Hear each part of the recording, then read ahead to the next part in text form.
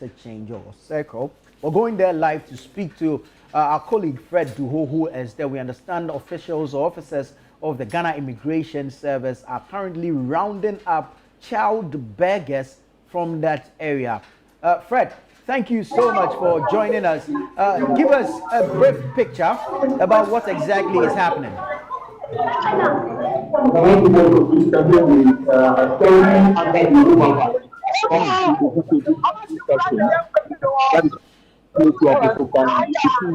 Hundreds of these street children, their parents as well, largely women and kids.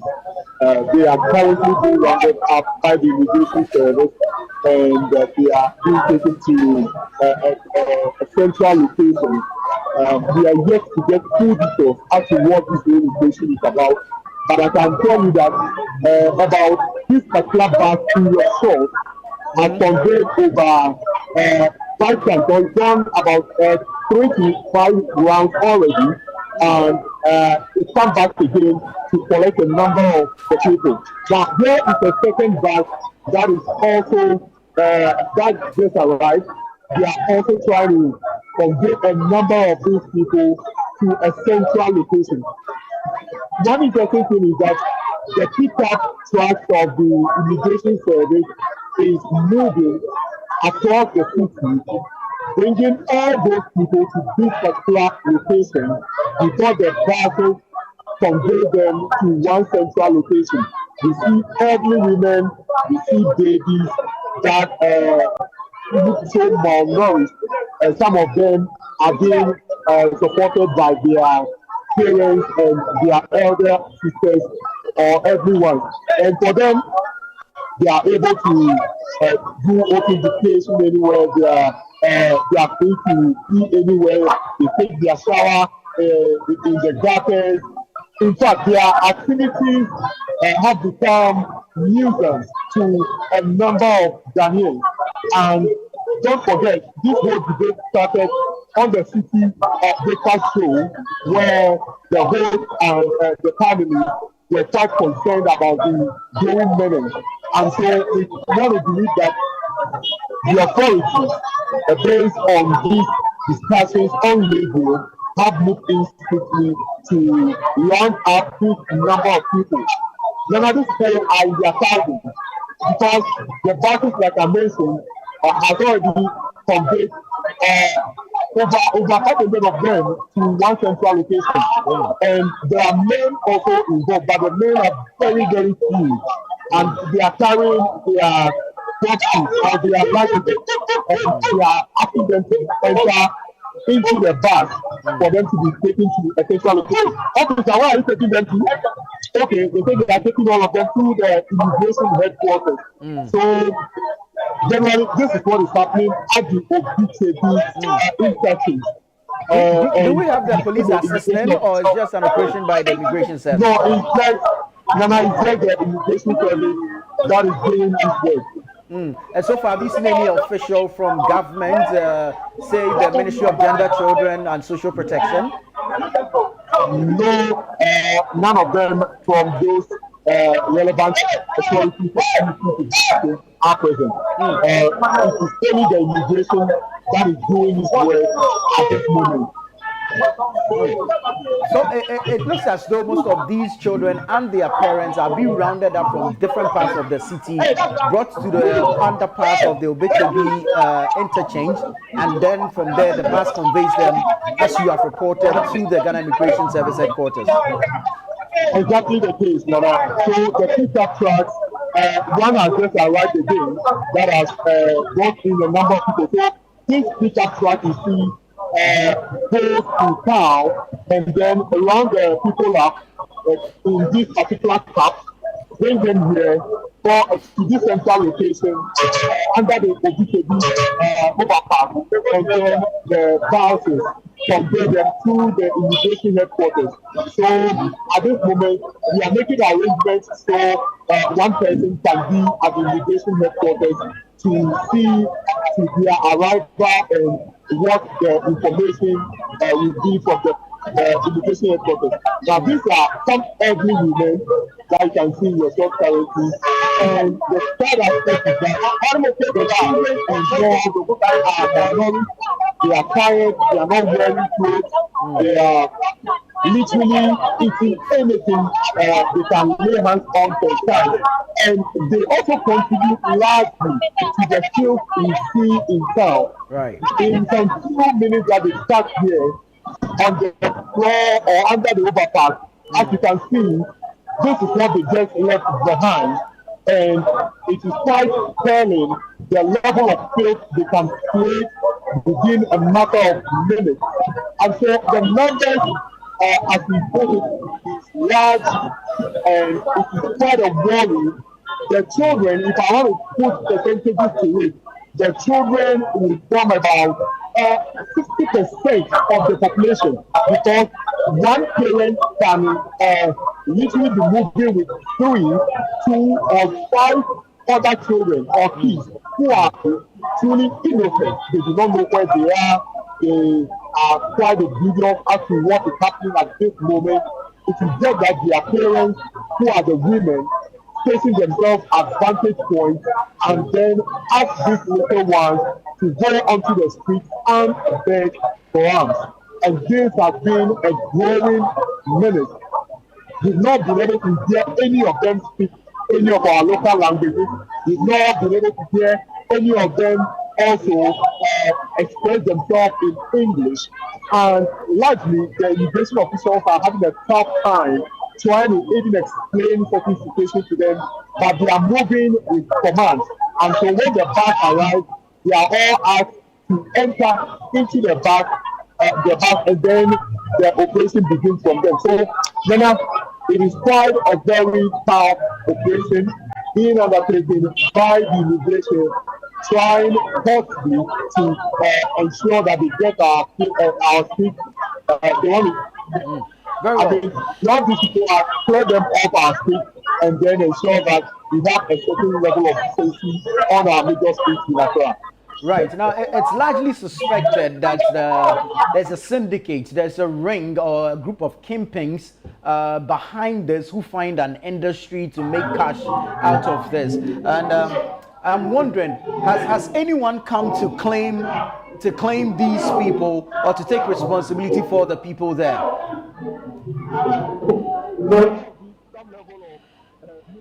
Like you presenting yourself to the authority to say that you are responsible for this number of people that have flooded our streets. We can't really see anyone who is their leader. They're speaking for them, but we see one thing that is so common. The women who are leading the children are literally the ones who position themselves as vantage points and then ask their children to go and beg for arms. I'm trying to take something into this bowl at this point, and it is obvious this lady, all she has in her bowl is spaghetti that is cooked this morning, and she's looking to feed 2 children that she alone is moving with. There is no one arrested at this moment in terms of the kingpins, but it is quite obvious that the immigration will have to be very tough, take some bold decisions, liaise with their international partners or other counterparts, and then be able to repatriate all these people to wherever they are coming from. They are going to probably undertake some level of census and take their details, ensure that they are quite emphatic where they are coming from before the necessary repatriations can take place. But it is a major operation that I can say happening at this moment under the Abossey overpass. Women, children, over hundreds of them. Now you see that bus, the immigration bus, that is also conveying the people to the immigration headquarters. And that is the operation that is currently happening under the Abossey overpass. All right, Fred, but does the immigration have an idea of what country they actually come from? or which country they actually come from? Can you come again? I can barely hear you. I said, does the immigration have an idea of which country they actually come from? I think when they do the census, that is where all those details, fine details will come out.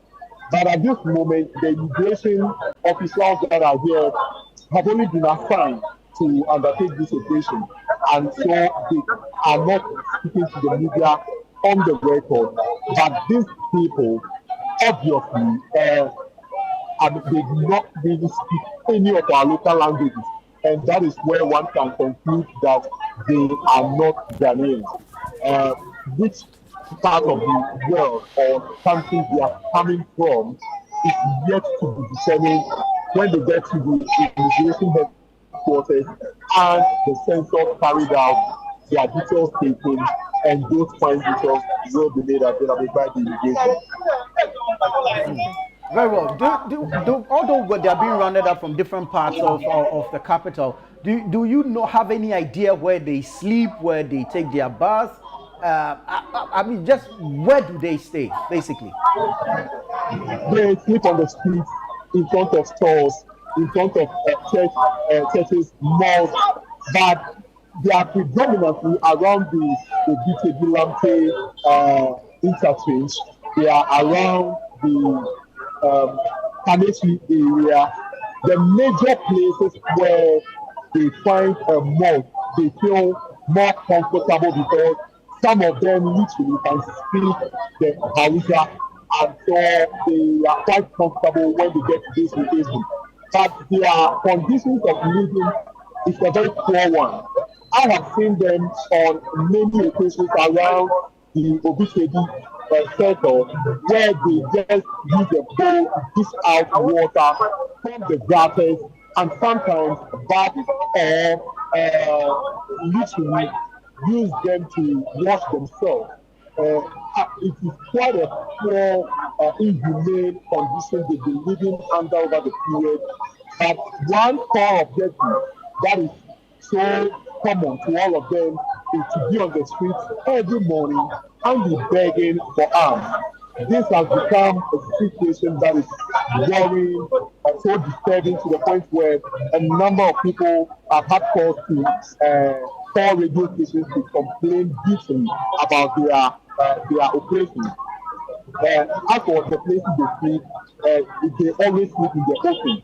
They also do add to the filth in the city, like I mentioned earlier. And also, when it rains, it becomes a worry. Any stranger who is driving on the streets of Accra, who has this human feeling or emotional feeling towards fellow humans, will be quite worried the situation under which these people live on our major streets in Accra. Second, I would say is one of the major places that the do take shelter. And so the major overhead and bridges that we can find in this country have become their dwelling place, a place that we have over the period find comfort and then carried out their activities. Right. But I am so worried for the children because the children are so malnourished and they look so innocent. Nana. Very well, Fred. Do you know how long this exercise has been ongoing, or how long have you been there? What have you, and then I'm asking because we want to get a clear picture of the numbers so far. You reported that the buses have been conveying these children and their parents to the immigration headquarters. But if you're able to give us an idea of how long the exercise has been ongoing, then at least we can put some figures to it as to how many buses have already gone and back. If a bus is seating, say, 34 persons per trip, then we can put some figures to it.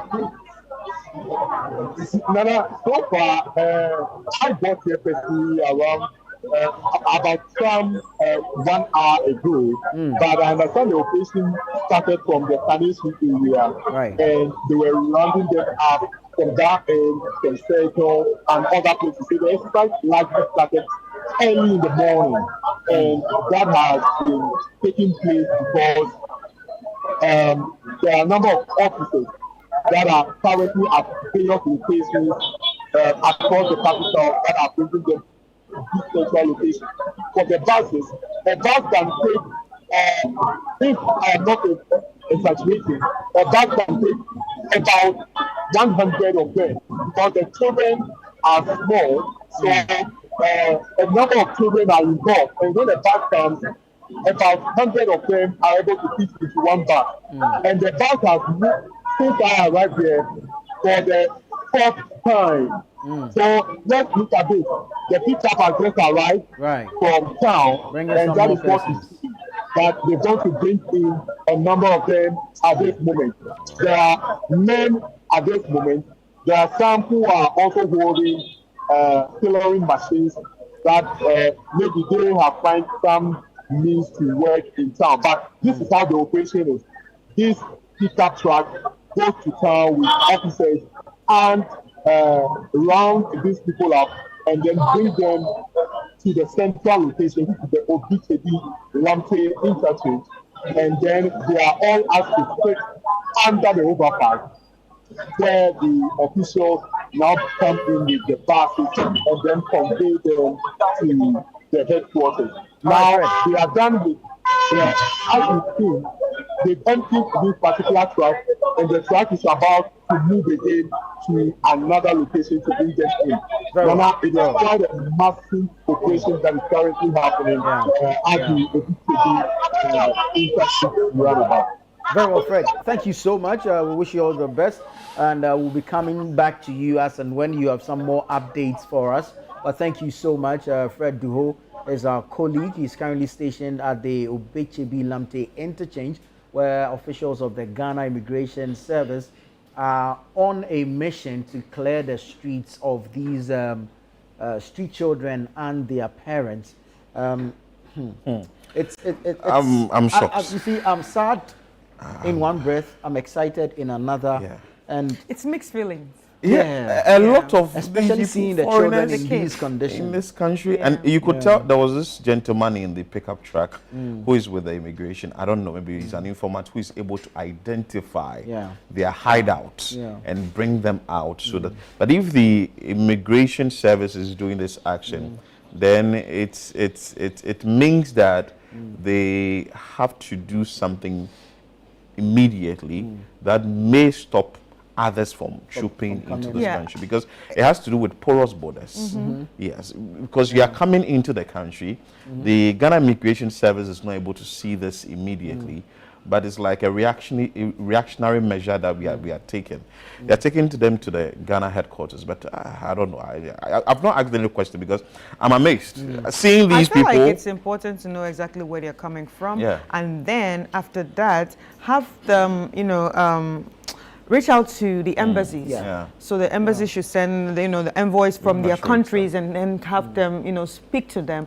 This will actually send a message to wherever they're coming from to let them know that, okay, we are deporting so people or this amount of people. And when it goes out there, they will know that, okay, we cannot just enter certain countries. You're right, and that's what's most likely expected to happen. There's going to be a screening at the head office of the Ghana Immigration Service, and then cluster groups will be identified, and then they will establish where they are coming from. Godfred Akutu has been talking about this. I didn't know it was this.